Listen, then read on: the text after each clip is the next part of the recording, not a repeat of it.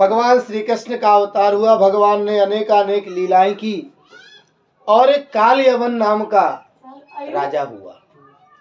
काल यवन जो था, काल यवन को ऐसा मानते हैं कि वहीं से यवन माने होता मुसलमान, मुस्लिम धर्म के प्रवर्तक कहे जाते, वहीं से मुस्लिम धर्म ही आरंभ हुआ। काल यवन बड़े प्रतापी राजा थे, बड़े धर्मात्मा पुत्र के पुत्र थे, धर्मात्मा राजा के पुत्र थे। लेकिन उन्होंने एक बार गंधर्व देश को, गंधर्वों के साथ, गंधर्व की स्त्रियों के साथ संयोग हुआ, जिसके द्वारा वह पापी हो गए। पापी हो जाने के कारण काल यवन को वरदान था, क्योंकि सैसनी नाम के इनके जो पिता थे, उन्होंने भगवान शिव को प्रसन्न करके वरदान मांगा था। बोले प्रभु मुझे वरदान दीजिए। बोले कि कैसा वरदान? बोले मुझे अजय पुत्र चाहिए। तो बोले अजय पुत्र? बोले हाँ, जो ना सूर्य वंश वालों से मरे, चंद्र वंश वालों से मरे, न वृष्णि वंश वालों से मरे, मुझे ऐसा अजय पुत्र दीजिए। तो भगवान शिव ने आशीर्वाद दे दिए, जाओ काल यवन को दे दिया कि जाओ अजय पुत्र हो, एक किसी वंश वालों से नहीं मरेगा। काल यवन का अत्याचार बड़ा भगवान श्री कृष्ण को पता चला।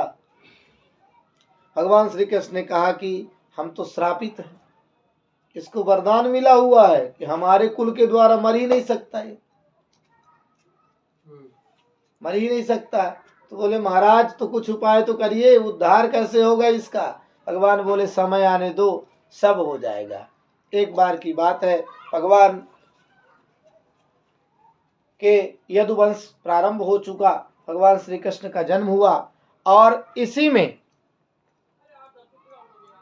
इन्हीं की कथाओं में भगवान की बाल लीलाओं की चर्चा 101 श्लोक में वैशंपायन जी ने पूरी कर दी। भगवान श्री कृष्ण का जन्म हुआ, जन्म होने के भगवान कारागार से नंदगांव पहुंचे, नंदगांव से भगवान वृंदावन में आए, वृंदावन से कंस को मारा, कंस को मारने के बाद जरासंध ससुर था, उससे विवाद हुआ। जरासंध ने काल यवन को भेजा, काल यवन को मारने के लिए। भगवान ने ऐसा ऐसा कर दिया। जन्मेजय ने हाथ जोड़ा, प्रभु मुझे थोड़ा विस्तृत बताइए, लीला भगवान की बात में बताइए, पहले काल यवन के बारे में बताइए, काल यवन कैसे मारा जब भगवान शिव का वरदान था? तो बोले एक बार की बात है, जब भगवान कंस का उद्धार कर दिए। कंस के ससुर का नाम था जरासंध, और जरासंध जो था, जब उसको पता, उसकी पत्नी, कंस की पत्नियां गई रोती हुई अपने पिता के पास, बोले प्रभु बताइए हमारे पति को मार दिया इसने। तो जरासंध अपनी सेना लेकर आए, कई बार पराजित हुआ। तो काल यवन आए, काल यवन ने कहा मित्र चिंता मत करो, मैं तुम्हारे तरफ से युद्ध करूंगा, क्योंकि मुझे तो वरदान है, मुझे मार ही नहीं सकते हैं।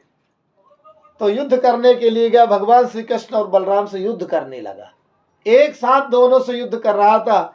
भगवान श्री कृष्ण ने बलदाऊ जी को कहा, बलदाऊ जी आप हार मानकर दूसरी दिशा में भागो और मैं हार मानकर दूसरी दिशा में भागूंगा। भगवान श्री कृष्ण युद्ध क्षेत्र से भागे, काल यवन पीछे दौड़ पड़ा। भगवान भागते गए, एक गुफा में घुसे। वहां मानधाता के पुत्र मुचकुंद बैठे थे, तपस्या में लीन थे, लेट हुए, थक गए तो लेट गए थे तपस्या करते करते। मुचकुंद बैठे, मुचकुंद बड़े प्रतापी राजा थे। मुचकुंद ने कहा महाराज मैं तप कर रहा हूं, मुझे तेज चाहिए। बोले तुम जिसको पहली दृष्टि में देखोगे जलकर राख हो जाएगा। भगवान अपना पीताम्बर ओढ़े दौड़ रहे थे, देखा गुफा में जाकर मुचकुंद बढ़िया तपस्या में लीन है, बैठे हुए हैं। उन्होंने अपना पीताम्बर जो है मुचकुंद को ओढ़ा दिया। भगवान आगे निकल गए। यहाँ से जब काल यवन पहुंचा, काल यवन समझ गया कि कुछ नहीं, बहरूपिया कृष्ण है, और अपने पैर से प्रहार किया मुचकुंद जी को। पैर से प्रहार करने के कारण मुचकुंद जी की आंखें खुली, और आंखें खुलते ही काल यवन जलकर राख हो गया।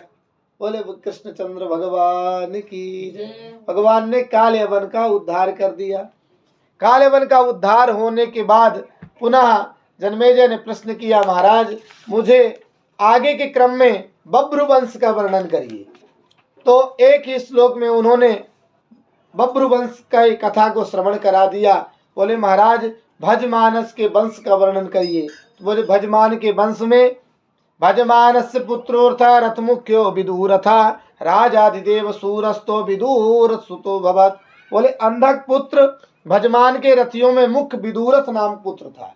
इनकी पुत्र में बोले महाराज इनके वंश में क्या विशेषता थी, तो बोले इन्हीं के वंश में जो भगवान श्री कृष्ण पर पाप लगा था कि भगवान ने सेमंतक मणि चुरा ली है।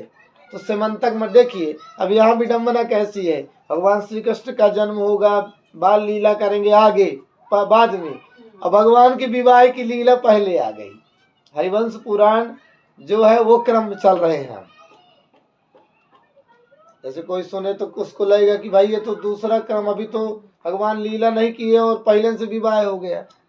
तो इस क्रम में भजमानस के वंश का वर्णन सेमंतक मणि की कथा है।